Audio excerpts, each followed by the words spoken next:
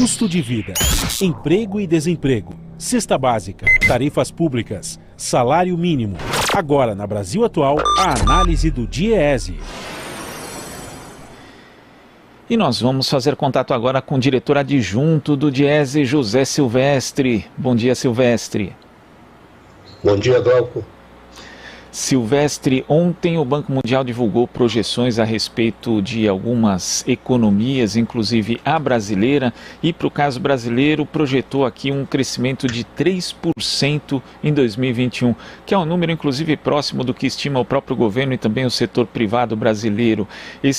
Essa projeção, na verdade, não sequer recupera a queda do PIB de 2020, né, que foi de 4,1%, e coloca o Brasil entre as 10 economias mais fracas no ano de 2021 na região da América Latina e Caribe.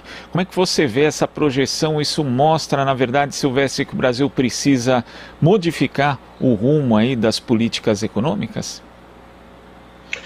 Na verdade, essa projeção, ela de certa forma é muito próxima, né? Coincide com o que o governo vinha fazendo, né?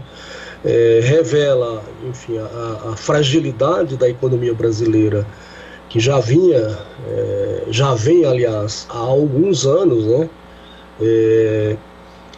E com a forma como o governo vem tratando, por exemplo, a questão orçamentária, a insistência na manutenção do teto de gastos, né?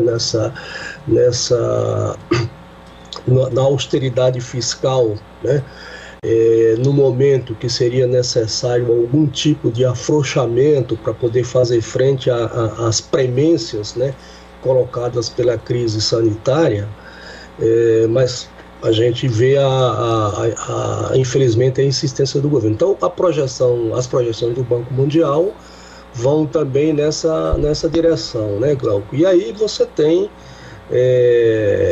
você tem não tem espaço, né, para você poder utilizar mecanismo, né, para fazer com que a economia possa ter um desempenho melhor. E isso significa dizer o seguinte, quer dizer, se você tem essas travas, né, você tem o baixo investimento, uma perspectiva de aumento do desemprego, o auxílio emergencial num patamar muito menor do que seria necessário, você não tem outros estímulos fiscais, por exemplo, para os pequenos negócios, né?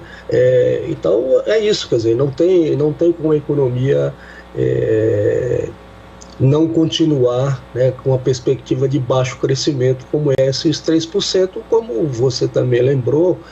Quer dizer, ele sequer recupera o tombo do ano passado, que foi de menos 4,1%. Né? E isso a gente sabe qual vai ser o resultado do ponto de vista, claro que tanto econômico, sobretudo do ponto de vista social, né? É o que os dados de algumas pesquisas já estão revelando, né? Ou seja, você vai ter aí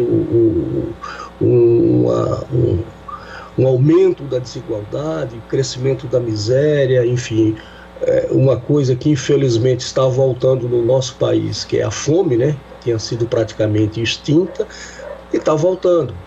E a única forma de você contornar esse conjunto de problemas seria através de ações governamentais, no sentido desses estímulos para a economia, mas não é o que a gente está observando.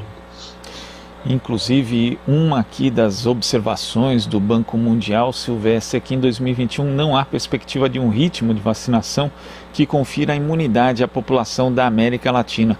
E a gente sabe que isso é muito verdade para o Brasil, né, que está atrasado em relação à imunização em massa, a campanha de vacinação contra a Covid-19 está atrasado, inclusive quando a gente tem como referência alguns dos vizinhos, pegando o exemplo do Chile, por exemplo.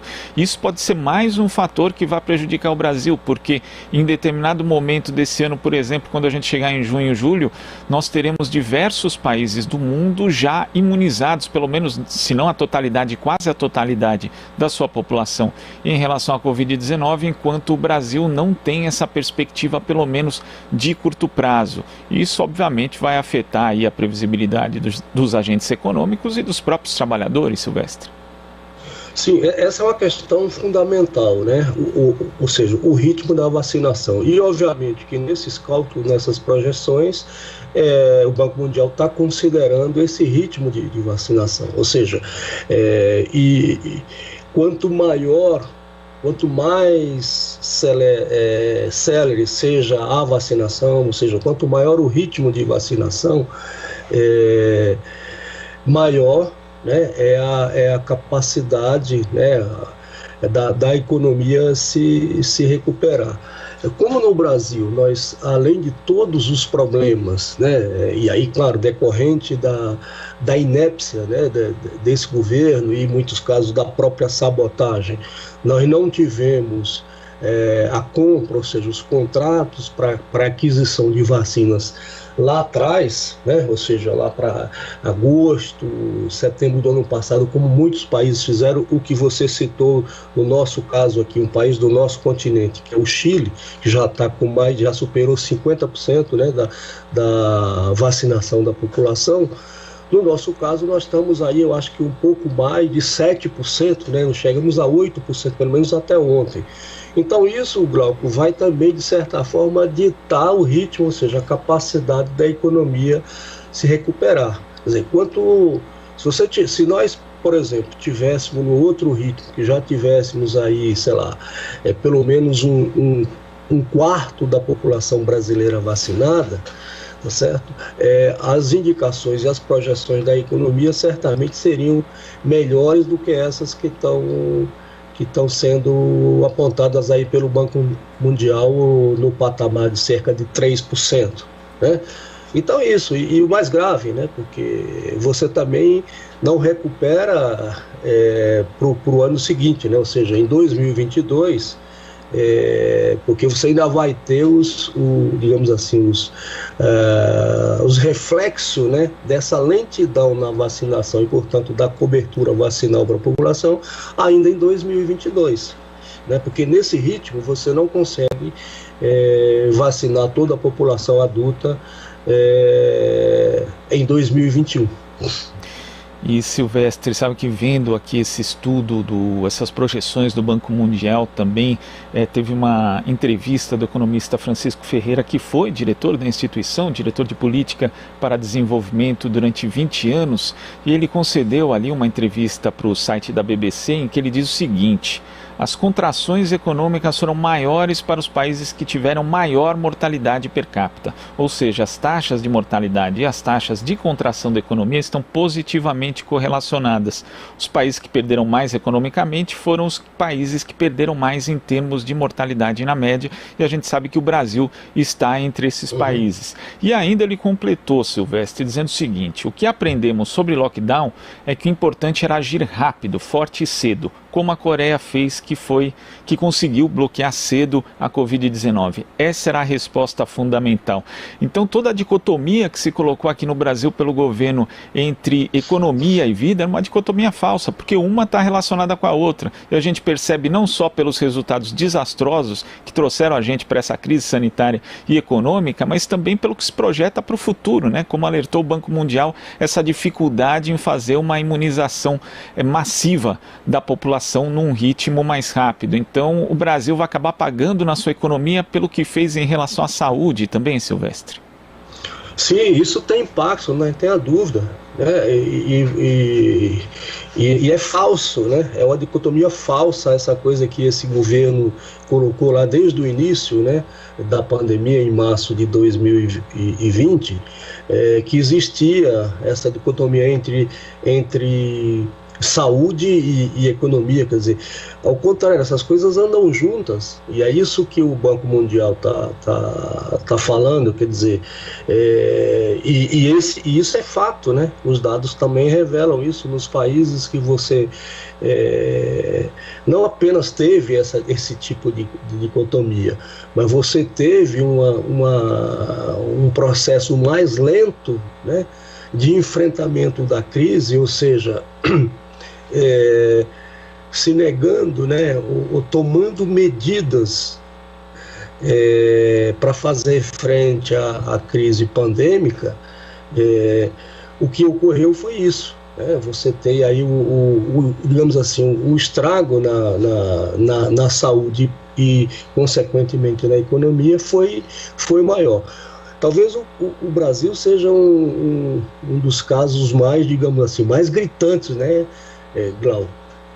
E até hoje, depois de um ano de pandemia, depois de toda a tragédia, de todo o sofrimento das famílias, você ainda tem o próprio presidente da República insistindo, né, nessa loucura, né, de negar o óbvio, né? Se você não cuidar da saúde, você atrapalha, né, o desenvolvimento e a retomada da atividade econômica, que é o que a gente tem visto.